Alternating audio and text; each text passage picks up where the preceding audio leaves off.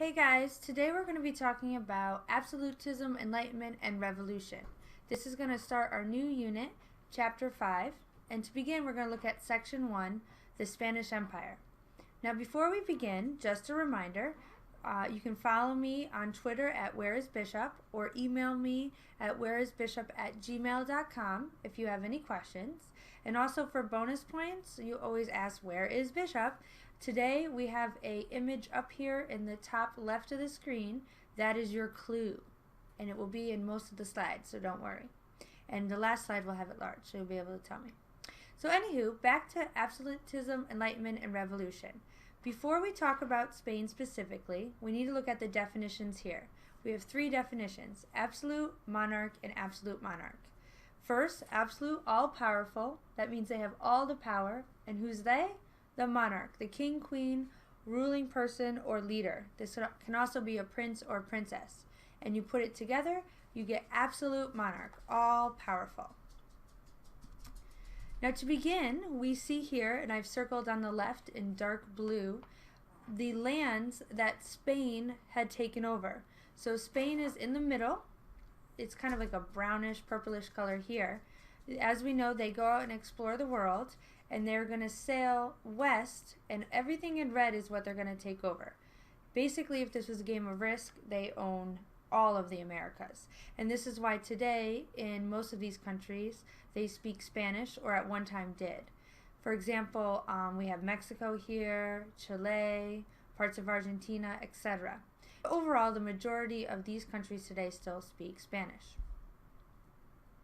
Our first monarch, absolute monarch, all-powerful king, is Charles V. The V stands for the Roman numeral 5. Here you have the actor on this side, the right side, portraying Charles, and this is his royal portrait. You see his bling here. This is some of the gold that has been returned and gems from the explorers. And yes, this is Charles, a gentleman. Please take a minute and read the following slide and we'll discuss.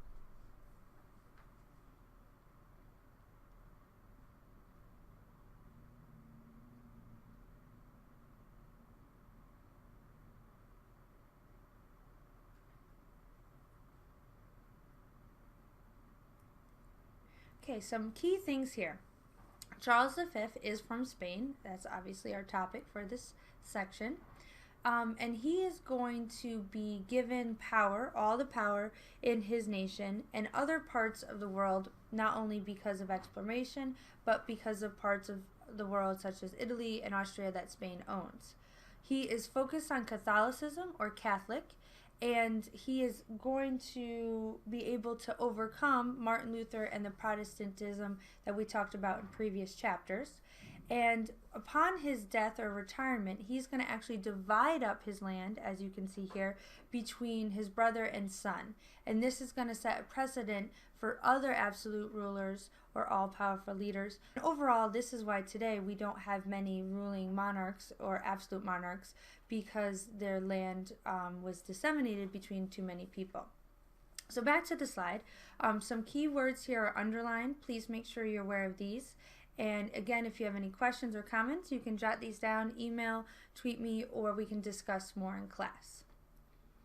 So here we have Philip II. This was Charles V's son, and if you refer back to the previous slide, he is going to inherit Spain, Spanish Netherlands, and the American colonies. And this would be parts of Florida today, New Mexico, Arizona, etc. In his royal portrait here, you see him in his military garb. As we did with Charles V, Philip II's father, please take a minute and read the following slide.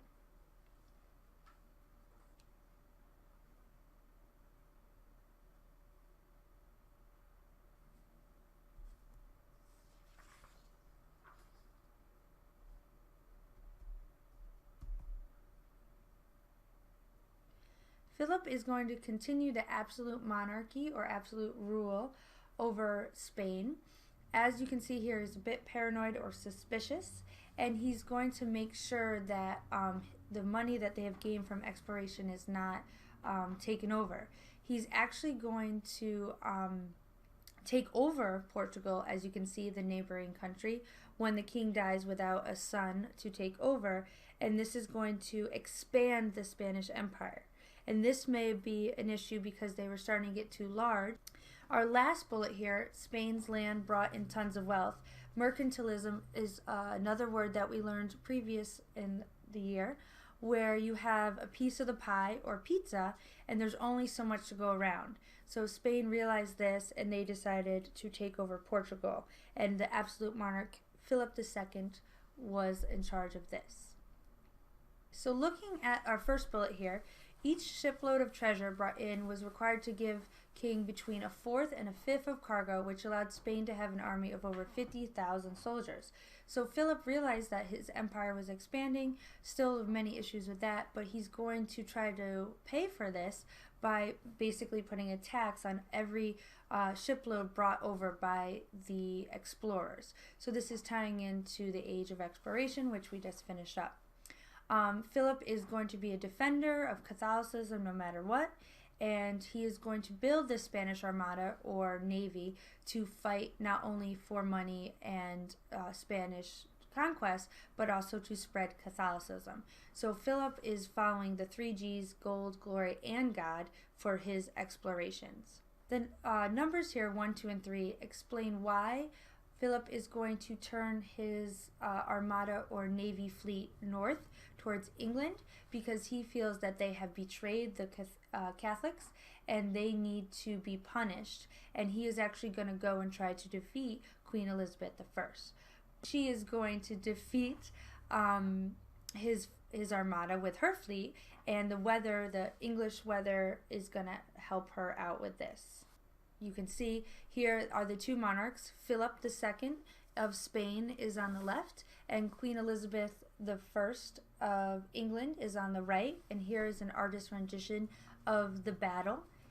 So if we take a look back, the result of Queen Elizabeth I owning Philip II of Spain is it's going to seriously weaken them, but still they're going to have money. But this is kind of like the beginning of the end for the Spanish. And we again know Queen Elizabeth here is going to defeat Philip's armada. Her navy is going to be stronger. Here you have the Spanish Armada versus the British Navy, and you can see some of the war tactics or battle tactics that they're going to use. You can see here the crew trying to board their opponent's boats in order to take over and actually win the battle. And you can see the weather here is really choppy. We have hurricane-like conditions. It's going to be cold, very windy, and it's going to throw off the Spanish Armada.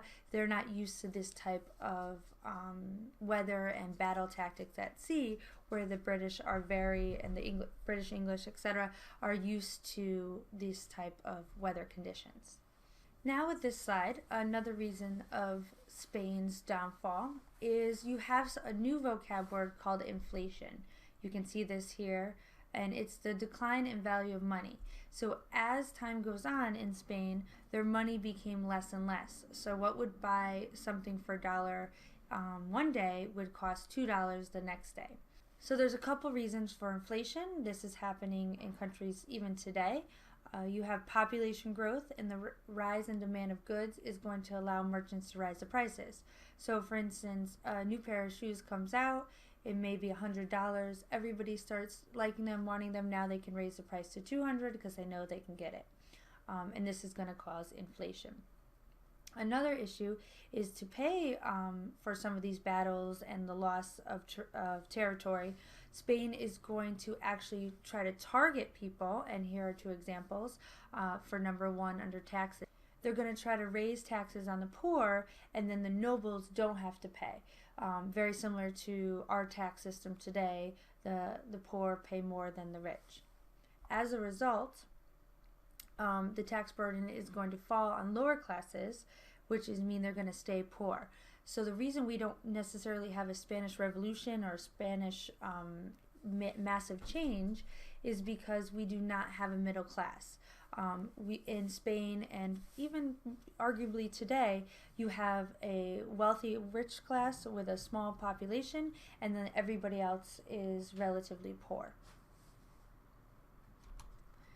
Some other reasons for Spain's decline: you have poor spending choices.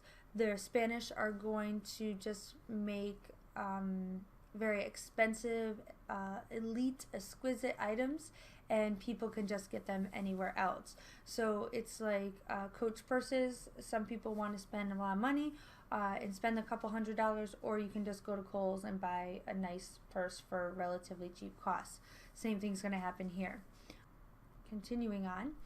And then, of course, as I mentioned earlier, you're going to have to pay for the wars. And in order to do that, they borrow money, and then owing money and the interest or the extra money you have to pay back for borrowing their money is going to have an issue on the economics and banking of Spain. As a result, Spain is not going to recirculate their money within their own country. Gold and silver that came in was shipped off to Germany and Italy to repay their debts. So if you have people like Pizarro and Da Gama bringing back spices and gold, etc., it's going right back to pay someone else. It's not going in to help Spain or the fight back. So at this time, the Netherlands was actually owned by Spain, and they are going to take up arms and literally fight against the Spanish rulers.